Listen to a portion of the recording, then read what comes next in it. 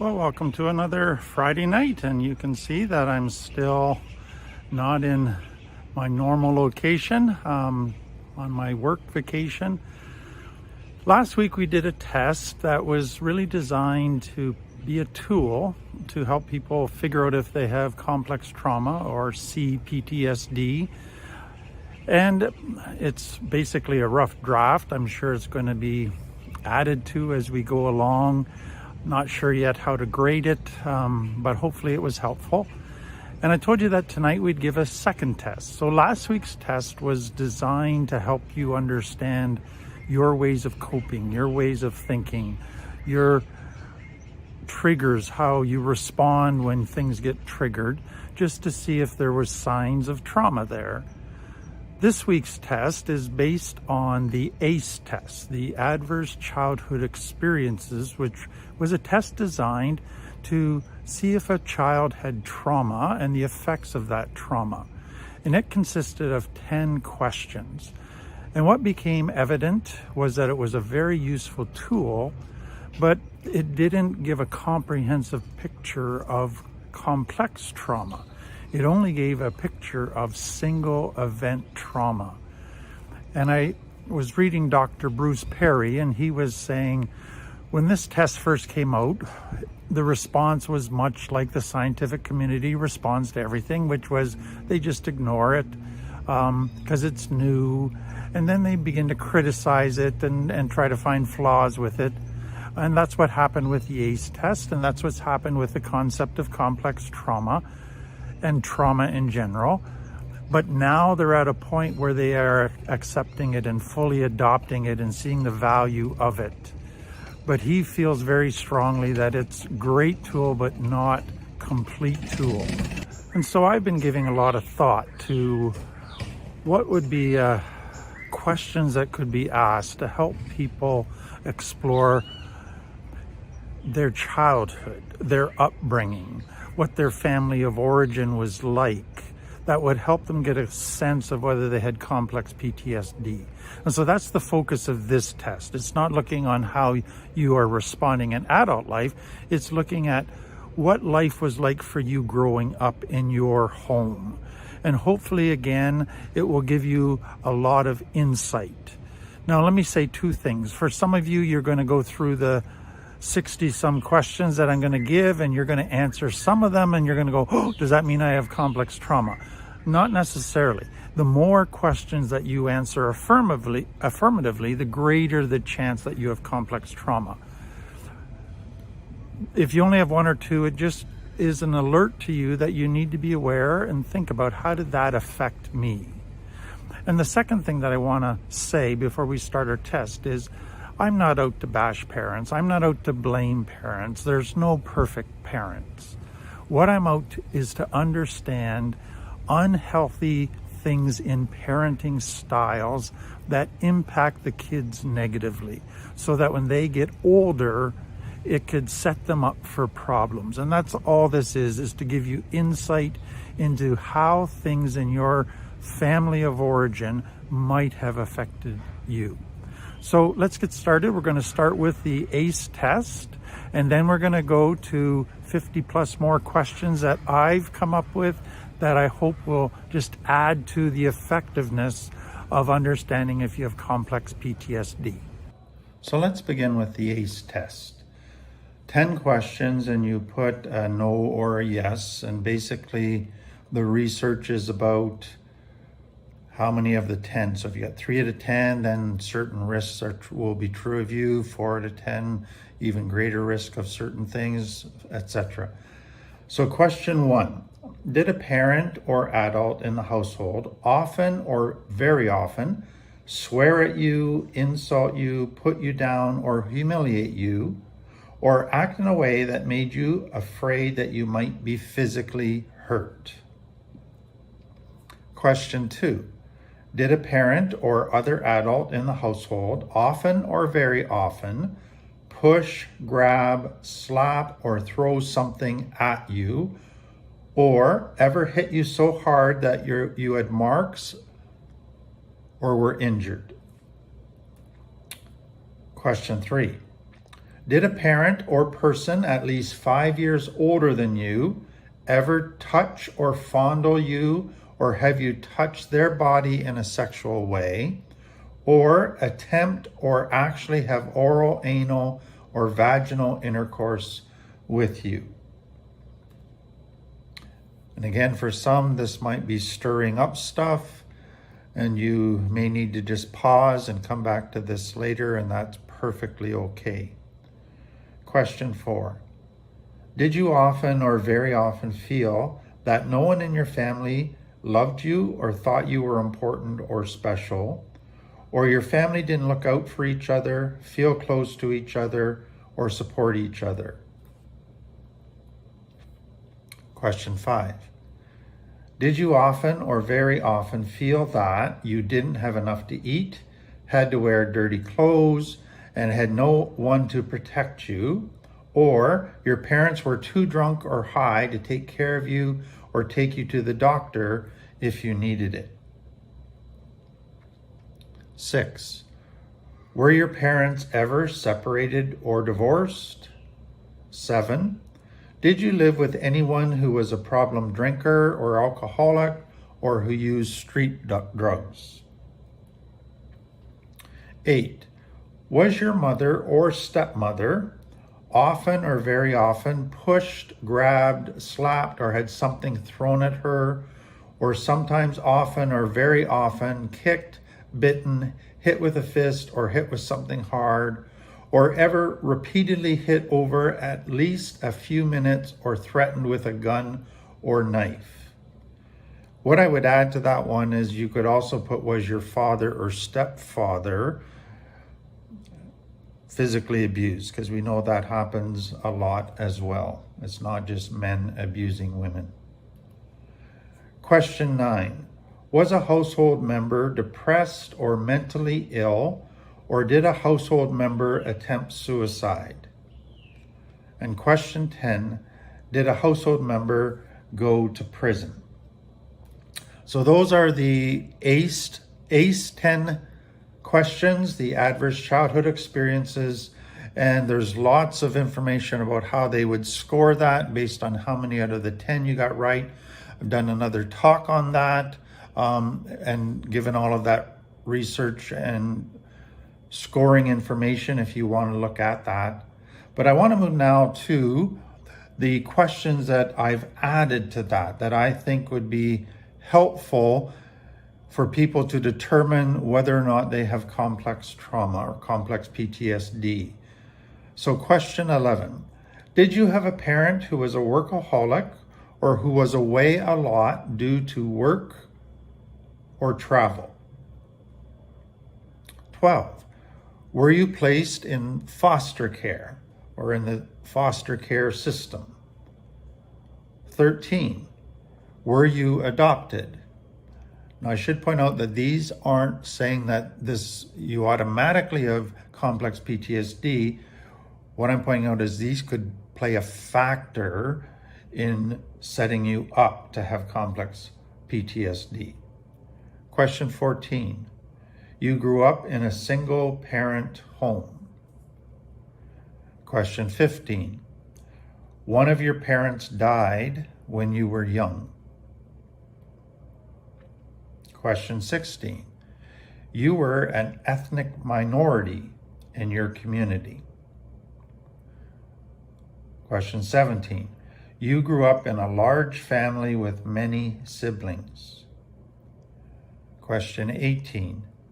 Your family was very poor and you lived with wealthier families in your suburb. A, you had to wear hand-me-downs.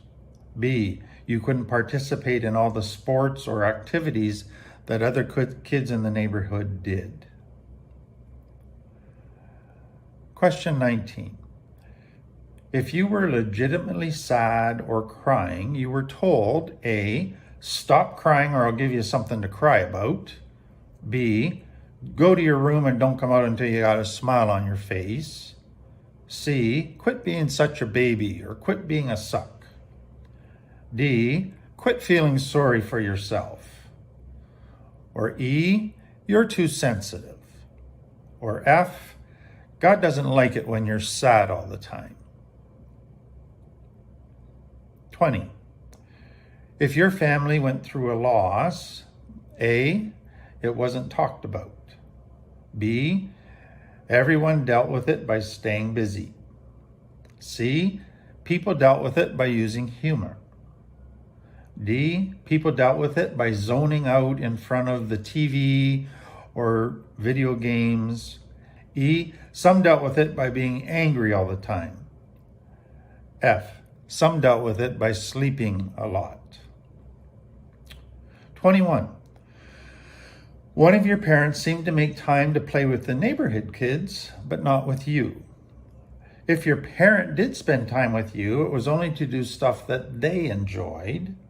Or B, they were a lot nicer when they were with the neighborhood kids than they were when they were with you. 22. One of your parents always seemed to have a new problem, a new sickness, a new ache, new hassles that they complained about. A, they seemed to enjoy the attention. B, they seemed to be a perpetual victim. 23. You wet the bed and were shamed for it. 24. You had the following conditions and were teased for them. A, you stuttered. B, you had dyslexia. C, you had to wear braces. D, you wore glasses. 25. You grew up in a family who taught you that you only need family. Or B, they taught you that you don't tell others your problems. You don't air your dirty laundry for the neighborhood to see. C, they taught you to remain loyal to family no matter what. 26. You grew up with a parent who, A, relied on you for emotional support. B, who shared stuff with you that was inappropriate to share with a child. C, that made you the go-between between them and the other parent. You passed messages back and forth. 27. You grew up with a parent who, A, when asked to do something, made everything all about themselves. They talked about how difficult their life was.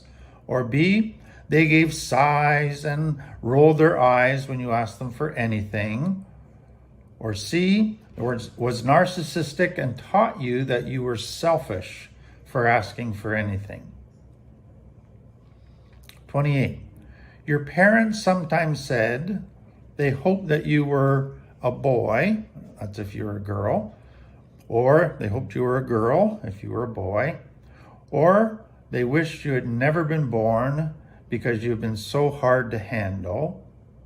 Or C, you were an oops, they really didn't want another child. 29. Your parents were too busy or didn't care enough to figure out A, your love language, what things made you feel loved. B, your personality, what made you tick. C, what life was like for you, your struggles, your dreams, the things that you liked. 30. Your parents didn't hug you. B, tell you they loved you. C, read you bedtime stories. D, snuggle with you.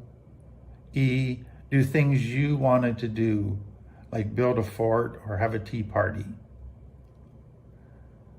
31.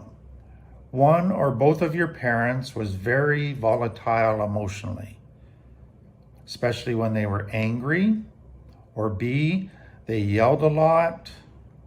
C, they weren't good at regulating their emotions, especially when they were upset, tired, frustrated, stressed, or anxious. 32. Your parents were A, racist. B, very opinionated about almost everything. C, angry about their life circumstances. D, gave the clear impression that they were superior to others. E, said nice things to the neighbors to their face, but very negative things behind their back. 33. If there was conflict in the family, A, the problem was swept under the carpet, but never truly resolved. B, one person always gave in just so there would be peace. C, there was lots of anger and yelling, but nobody listened to the other person or tried to figure out how to resolve the problem. 34. One or both of your parents, A, never fully accepted you. B, compared you to others, asking why you couldn't be more like so-and-so.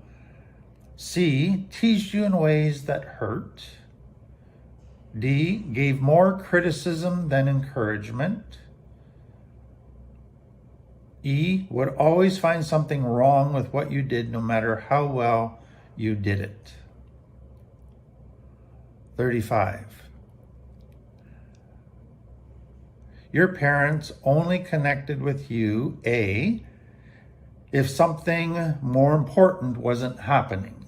Like there wasn't a TV show they wanted to watch, or something wasn't happening on their phone, or there was another person around, or another activity they preferred over you. Or your parents only connected with you, B, when they were angry at you, or C, when they were teaching you how to do something, or D, if they wanted you to take part in something they enjoyed doing. 36. Someone in your family had a chronic illness. A, if it was a sibling, they required a lot of your parents' time, which made you feel like a burden if you asked for anything. B, if it was a parent, you didn't feel you could ask for their time or attention. 37. You had a parent who, A, decided your future for you, or B, wanted you to fulfill the unfulfilled dreams they had for their own life. 38. One or both of your parents were perfectionists and expected perfection of you. A, that included your report card. B, the neatness of your room. C, you had to learn new stuff quickly and were expected to do it perfectly the first time. 39. You were made to feel valuable if A, you were a hard worker. B, you helped others. C, you were beautiful. D, you had a thin body. E, you were funny. F, you were smart. G, you were good at sports. And H, you were a good Christian. 40. Your parents were A, super strict. B, inconsistent in enforcing rules. C, one parent let you get away with more stuff than the other. D, gave you harsh discipline if you broke the rules. Or E, had few or no rules. The kids could do basically whatever they wanted. 41. Your parents were unpredictable. One day they would be super loving and the next day they could be cold and cruel. B, one day they'd spend lots of money on something and then the next day be super frugal. 42. One or both of your parents were A, very controlling. B, wouldn't allow you to make a decision on your own. C, made you feel smothered. They wouldn't give you any space or privacy. D, they read your diary or journal without your permission. Or E, pushed you to talk in detail about everything in your life. 43. If something bad happened to you, like getting bullied or sexually abused, your parents, A, made you feel like it was your fault, that you must have done something wrong to bring it on, B, were more concerned about how it made them look than about how it affected you. Or C, refused to talk about it. 44. If your parents were angry or upset, A, they blamed somebody. B, they made it feel like it was your fault. C, they took their anger out on you or on each other.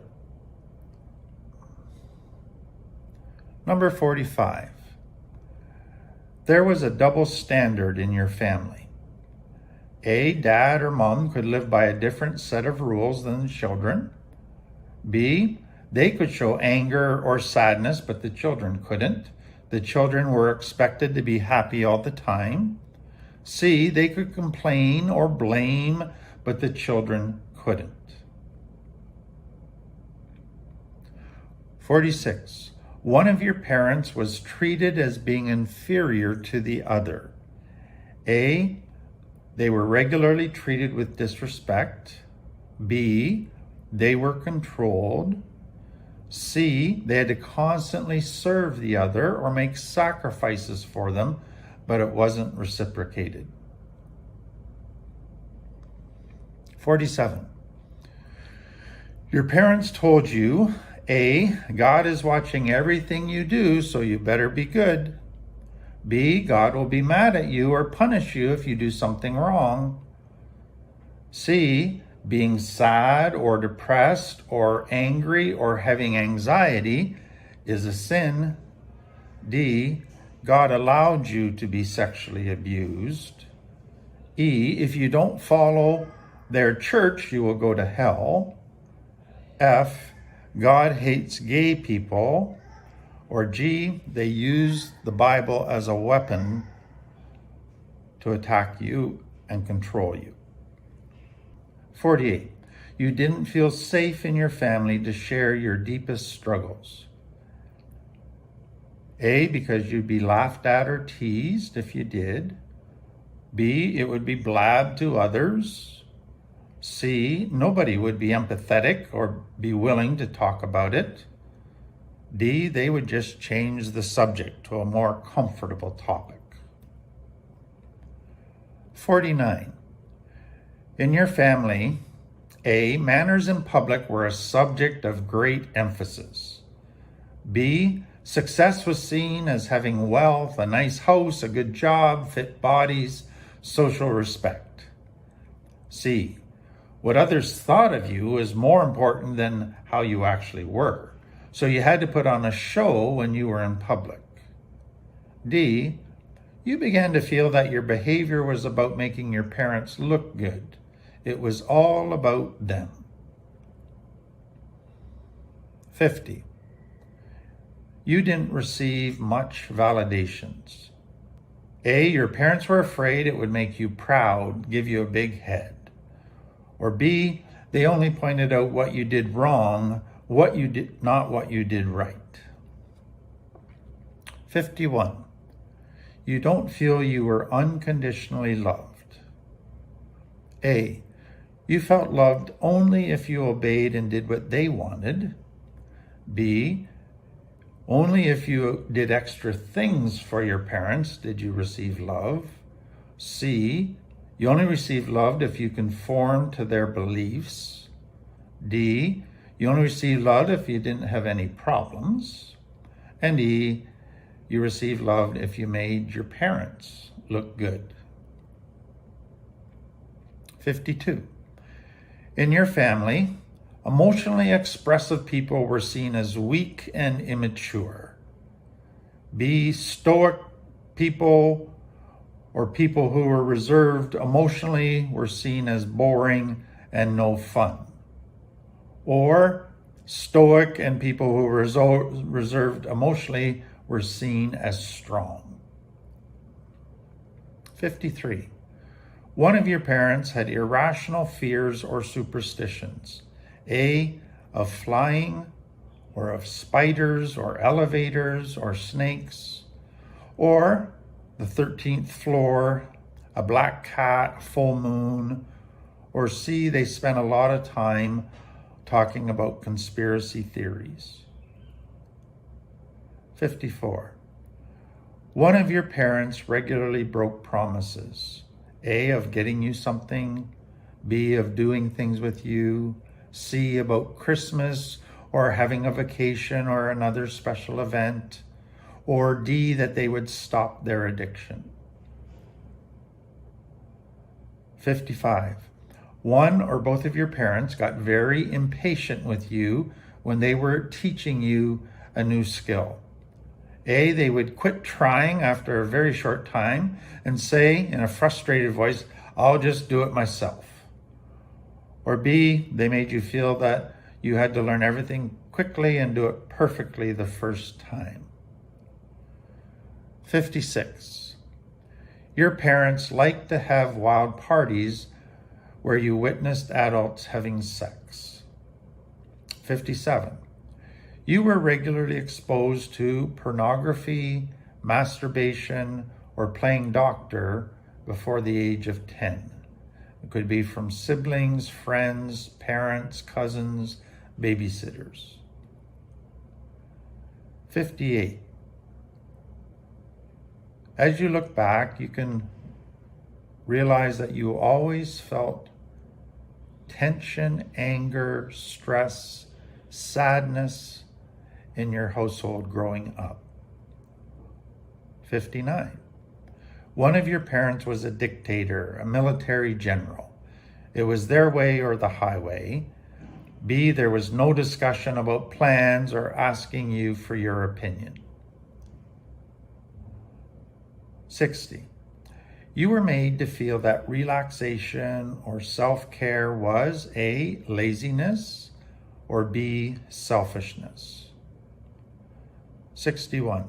You were made to feel that the children were free servants or slaves for your parents. A, they worked you constantly, or B, they had a family business or a farm and so they needed extra free help or hands on the farm. Number 62, there was favoritism in your family, which means one sibling was treated better than the others. Or B, dad or mom had their favorite and even went so far as to tell others that that child was their favorite. Number 63, your parents stayed together, quote unquote, for the kids, but there was no warmth or love in their relationship. Rather, you felt lots of tension and there was lots of conflict and anger. Number 64, your mom or dad had an affair or more than one affair.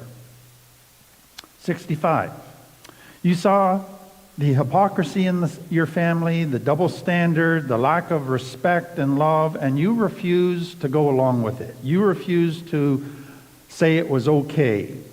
And because of that, you were considered to be the problem child, and you were persecuted for it. 66.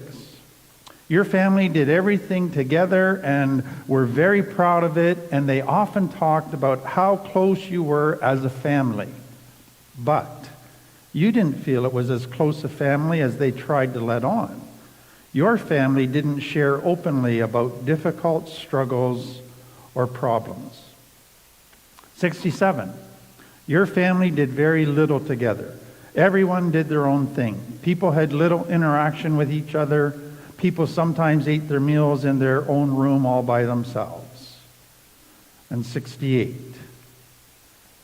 In your family, they often pulled pranks on each other that were designed to scare you a lot, and they thought it was funny. Or B, you were exposed at a young age and regularly as you grew up to horror movies. So how did you do? For some of you, that might have been quite eye-opening, and you might have gone, wow, I can see a lot of things in my family that weren't healthy. I again encourage you to look into taking our LIFT program, our REACT program, that will really focus in on helping you become even more aware and begin to learn how to change the tools for a healthy life. But for some of you, as you listened to that test and went through it, it brought up not only your childhood and the home you grew up in, but for some of you, you were thinking, I've done this in my children's life. I've done these things that aren't healthy, and you've gone to a place of tremendous guilt. And the question is, have I screwed up my kids? Have I put them in a place where they're going to have their own complex trauma and it's going to really mess them up? Well, they may have their own complex trauma, but it doesn't mean there's no hope. What children need in order to deal with their own wounds, their own complex trauma, is a mom and dad who are dealing with their stuff. And when they see mom and dad growing and changing, having different attitudes and different responses to what is happening, then they're going to feel safer. They're going to feel that they can now talk to mom and dad about some of the stuff that they're going through, and you can help them deal with their wounds. So that's the end of part 1. We're going to take a short break, and then we'll have the Christian part. If that isn't of interest to you, that's okay. We don't want anybody to feel pressured to sit through the second part. But for everybody else, I'll be back in just about a minute.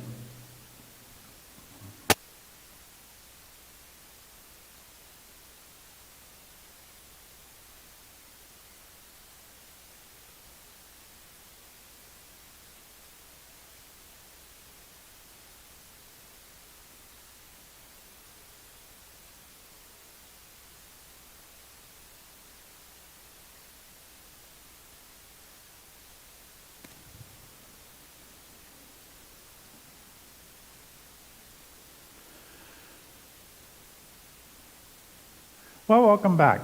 We've been looking at the life of Joseph in the Bible, and he's, of all the Bible characters, he's the one that we have the greatest documentation or record of the trauma that he went through.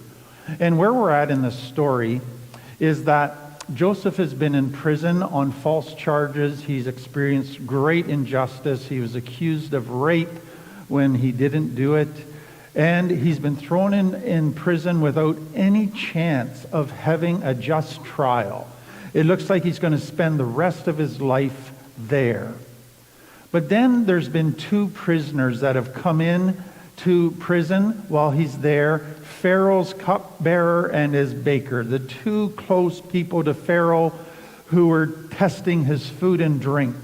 And there's been an assassination attempt on the life of Pharaoh, and so cupbearer, baker, suspects in prison. While they're in prison, both of them have a dream. And Joseph, instead of saying, oh, don't trust dreams, I did that once and it never has happened, he shows he's still believing that God's about his dream and going to give it to him, which is amazing. But he says to the cupbearer and the baker, tell me your dreams. God gives interpretations to dreams. So they tell him, and he says, well, baker, this shows that you're the guilty one of the assassination, and you're going to be found out and put to death. Cupbearer, you're going to be restored to your position. And the cupbearer is so grateful and thankful. And Joseph says, when you get restored to your position next to Pharaoh, would you please tell him about my situation, my unjust imprisonment? And the cupbearer promises, I will. I'm so grateful, Joseph. I will tell Pharaoh, you'll be out of here in no time. So that leads us to today. And here's what it says. Pharaoh's chief cupbearer, however, forgot all about Joseph, never giving him another thought. So I want you to just picture. Cupbearer is released from prison. The next morning, Joseph wakes up, gets dressed, sits on the edge of his bed, expecting somebody's going to show up from Pharaoh's courtroom and say, Joseph, you're wanted by Pharaoh. He wants to talk to you. He waits all day, nothing happens. It just feels like a kick in the gut. And then maybe he says, well, maybe the cupbearer is just so busy on his first day back on the job, he didn't have time to talk to Pharaoh. So the next morning he wakes up again, waits all day. No messenger shows up. Third day, no messenger shows up. You can just feel the pain that Joseph would be going through. He got his hopes up again, and now he's all excited and expectant, and nothing's happening, and his hopes are getting dashed over and over and over again. And you can imagine after 2 weeks, he just is like, oh man, he forgot all about me. And he was my only chance to get out of prison. Do you imagine how let down he would feel? How confused, how disappointed, how hurt, how angry, how betrayed he would have felt? But can you also imagine that his hope would just be crushed again? Because now it was looking like he was going to be in prison forever. The cupbearer had forgotten all about him. Now what other opportunity did he have to get his case heard and have a chance of justice? Just crushing. And I can just imagine Joseph struggling or sinking into a deep depression, despondency. But here's what I want you to get. We're told that 2 more years pass and nothing happens. 2 more years of waking up every day in prison with no chance of escape and nothing from the cupbearer or anybody else. 2 years of sitting in this deep despondency and feeling of hopelessness. I think this was a dark, dark night for Joseph's soul. What do I want you to take away from this? People from complex trauma know all about getting your hopes up to have them crushed. And many get to the point where they just say, I'm never going to get my hopes up again. That is always tricky territory, but to say I'm never going to get my hopes up again means I sabotage every good thing that comes along just so I don't get my hopes up. But Joseph got his hopes up again, and the crush of all of that. But secondly, what I want you to understand is that the people will let us down at times, even well-intentioned people. That's part of life. That's part of what we have to deal with as we recover. Not everybody's going to treat us perfectly. Even people that make promises to us can let us down. And that hurts a lot. And it can do a lot of damage for people with complex trauma. But more than that, what I want you to realize is that following God, like Joseph was doing, doesn't mean an easy life. It doesn't mean God just magically fixes all your problems quickly, that everything goes smoothly. It can be years of sitting in a prison where you've been treated unjustly and nobody's hearing your case. Following God can be very painful at times. But then the next thing with that I want you to see is there are times when we have to sit in painful times with no way to resolve it, no way to fix it. We can look for resolution. We can even look for quick fixes, magic bullets, and they're not available. And sometimes in recovery, life just means we have to sit in a painful, dark period for an unknown period of time. And that is very difficult. But let me give you a final thing. Do you realize that though it felt like God had failed Joseph, though it felt like God had let Joseph down and forgotten about Joseph, and it looked like God was never going to fulfill the promise he made to Joseph in his dreams to make him great, God hadn't forgotten Joseph. So just because he was in a 2-year dark period and it looked like God had forgotten him, God had not. And God was just about to fulfill these promises to Joseph. So Joseph's darkest night came right before his greatest triumphs. And that's what we're going to look at next time. Let's just pray. Father, again, I'm just so thankful for the lessons we learned from the life of Joseph. And I pray that you would use it to strengthen and encourage people who are going through similar times. And just help them to hang on to that God has not forgotten them. Amen. Well, that's the end of our Friday night. Thank you so much for being here. I hope taking the test was helpful for you. We'll see you next Friday. Have a great weekend.